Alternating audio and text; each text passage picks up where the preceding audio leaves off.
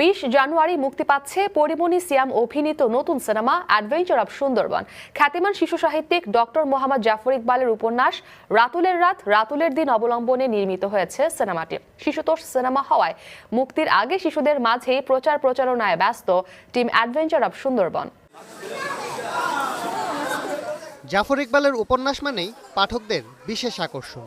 এবার তার লেখা উপন্যাস রাতুলের রাত রাতুলের দিন অবলম্বনে নির্মিত হয়েছে সিনেমা অ্যাডভেঞ্চার অব সুন্দরবন।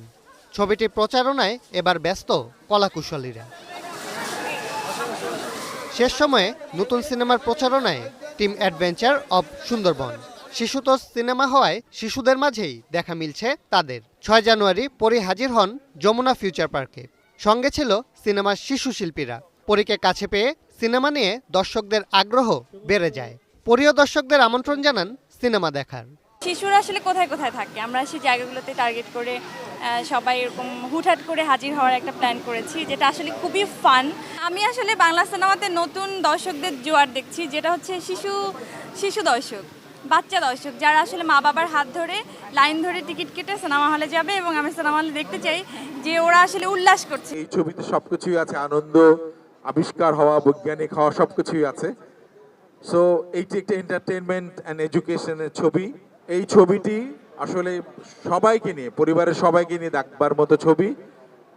সেইটি আপনারা যদি প্রচার করেন, আমার মনে হয় সবচেয়ে বেশি বড় পাওয়া হবে বাংলাদেশের দর্শকদের জন্যে এবং চলচ্চিত্রের উপকার হবে। অ্যাডভেঞ্চার অব সুন্দরবনের জন্য প্রথমবার গান লিখেছেন জাফর ইকবাল। সিনেমাটি পরিচালনা করেছেন আবু রায়হান জুয়েল। আমি চাচ্ছি যে বাচ্চারা জানুক, বাচ্চাদের একটা ছবি আসতেছে এবং এই ছবিটা বাচ্চারা এনজয় করুক এবং দেখুক, সেটাই হচ্ছে আমার চাওয়া। যে কারণে আসলে বাচ্চা যেখানে যেখানে বাচ্চারা থাকে ওইখানে আমরা এরকম ঝটিকা অভিযান করতেছি, আমি এবং পরিমণি, সাথে আমাদের বাচ্চারাও আছে। সো এইভাবে আমাদের 20 তারিখ পর্যন্ত চলবে, 20-এর পরেও চলবে।